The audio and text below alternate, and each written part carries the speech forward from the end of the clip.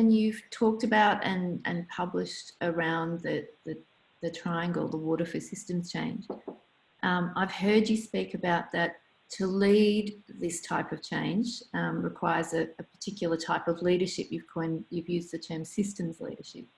Can you say some more about that? Yeah, thanks, Carrie. So, one of the other things I think we were seeing is we were trying to get a sense of what really drove change in collective impact efforts was that often when we were looking at communities that were comparable and those that did better and those that did not so well, the big difference was leadership.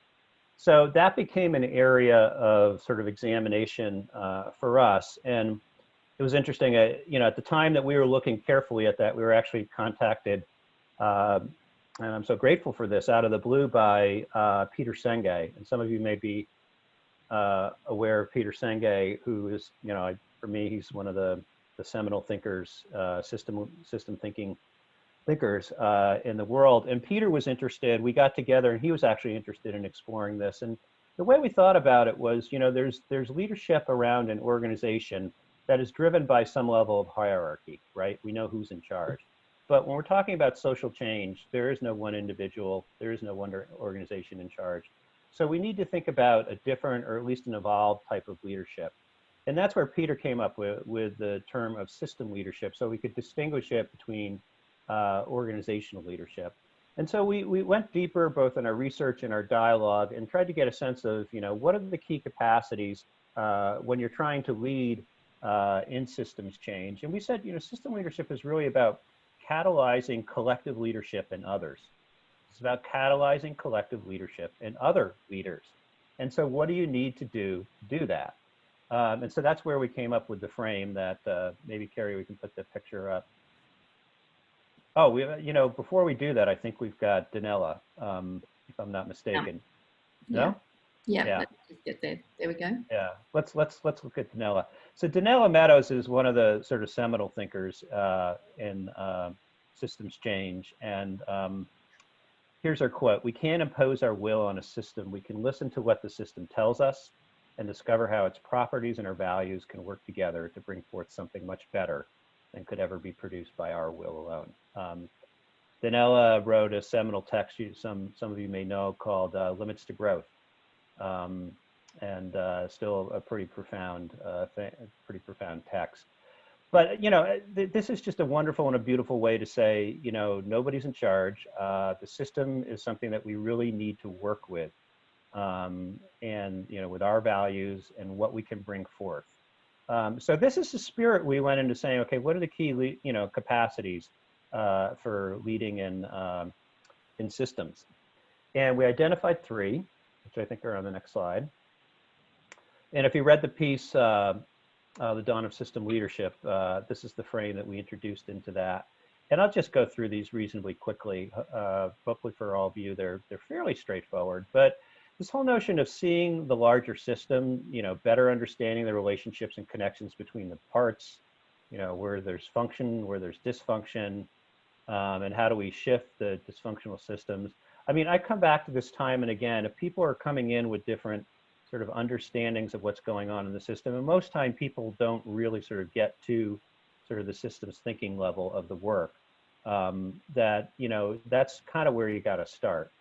And then reflective and generative conversations. It's sort of working, we bring different sort of mental models to the work, even around the pandemic, as we sort of get out of lockdown. There's those that say it's all about the economy. There's those that say it's all about health. There are those that say we need to look at those two together. Those are different mental models. And how do we make meaning and arrive, at something that, works for all of us? And then, primarily a lot of us, and I'll include myself in this work, we're reacting to sort of what's already broken, as opposed to being aspirational and saying, what is the world that we want to create? And that's both for you yourself, and then in terms of building a shared vision. So, we found that this was a much more, and when we looked at certain, communities that were sort of doing well, that, this was sort of, the way that people were thinking by and large. So John, you wanted to introduce us to Molly. Is that the time to Oh, you? good. Yeah. So, a lot of people say, what does a system leader look like? And so, I'm gonna introduce you to one, and her name is Molly Baldwin. And you're gonna see three people in this video. One is Molly herself, and we'll see her at the beginning. The second is Brian Keyes, who is a head of chief of police. And the third is John Ash, and he is the city manager in a town outside of Boston called Chelsea, Massachusetts. Before you run that, Molly runs a community-based organization that works with high-risk young men and young mothers that are coming out of prison, and gives them life skills, job training skills, helps them get a job. She works with the most challenging and the most challenging, and you'll hear her talk about their strategy, which is relentless outreach, over and over again. So you can roll this.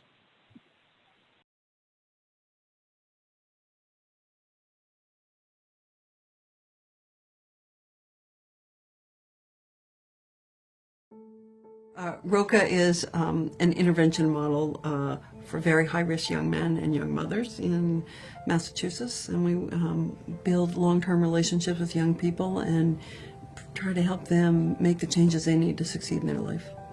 It's a 4-year program. It's 2-year intensive support, 2-year less intensive. Our outreach is relentless. That's kind of what we're known for, relentless outreach. We're just sort of paying you know what and follow people around and bang on the door and find your friends. We stay in relationships and use our relationships with you as a vehicle for change. Then, we really essentially have built a Get Your Life Together school based on life skills and education and transitional employment. Set the fence for 5 inches, all right? We were sort of a classic street outreach, youth worker, pain in the butt, in your face, I'm right, you're wrong, fight the system, love the kids, mad at the police, mad at the schools, self-righteous kind of classic individual I was in organization. And we had the occasion to learn something very different through a training we did on peacemaking circles, restorative justice methodology, where it became completely clear that the way in which we were thinking about relationships with other people was wrong. In our heart of hearts, we wanted all young people to feel like they belonged. That we didn't want a world where some group of young people felt like they didn't belong. And yet there we were kind of recreating the not belonging. When I first met ROCA, I was taken back by ROCA and their approach. ROCA was coming into my city to tell me, who had been involved in civic affairs all my life, what I was doing wrong and how I was missing out on so many issues.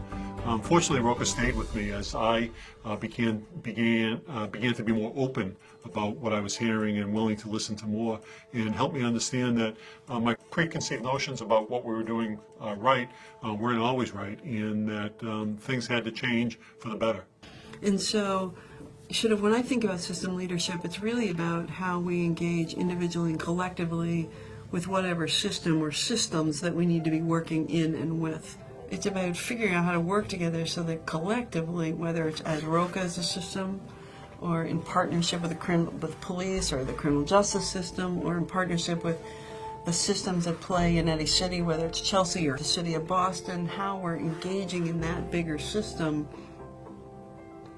and kind of creating an environment where more change for people to move forward can happen. If we, like we once were years ago, were a closed organization, a closed entity, and we felt like we could arrest our way out of any situation, obviously we know that that's ridiculous, we can't do it, but there was a time when that's exactly how we proceeded. In the past 4 years, we've really worked very differently with the police department, where we really engaged on a higher level. We were cross-training, sharing data, and the crime rate for young people in our age group has gone down. Crime is now 36% over the last 4 years. I tie that directly to ROCA. Within the area of crime, violent crime is down 44% during the same period of time. I tie that directly to what ROCA is doing. I don't think anything's magic, but I do think that as people, either individually or collectively, whether it's through governance, whether it's through coalitions, whether it's through organizations, police departments, if we can be truthful about the problems we are facing and work together to find ways to address them, That's sort of the only way out of it. Like, there's no way to it, as they say, other than through it. What we see here is a community that is safer, a community that is more productive, a community that is embracing people from all walks of life. We've opened up to the idea that not everybody is at the same place, not everybody is ready to contribute, but we've also opened up to the idea that not everybody is bad, and that there is possibility of good in everybody. And if we provide a vehicle to help those people find the goodness in them, that they will succeed and be contributing members of our community. So there's so much in there. I'd be curious what you take away from it. I'm just going to highlight one thing that is critical to this aspect of being a system leader. And Molly, we just filmed them and let the film roll. And, what's so amazing to me when you watch that is Molly describes this moment of sort of seeing the police and everybody out there as the problem, and then realizing, hey, I'm part of the problem and I've got to shift my perspective.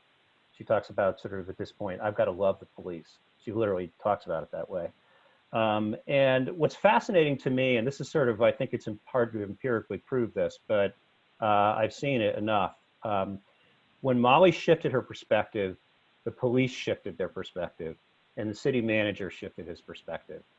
And that's the nature, Senge talks about, a mentor of his saying that the success of the intervention is based on the interior condition of the intervener.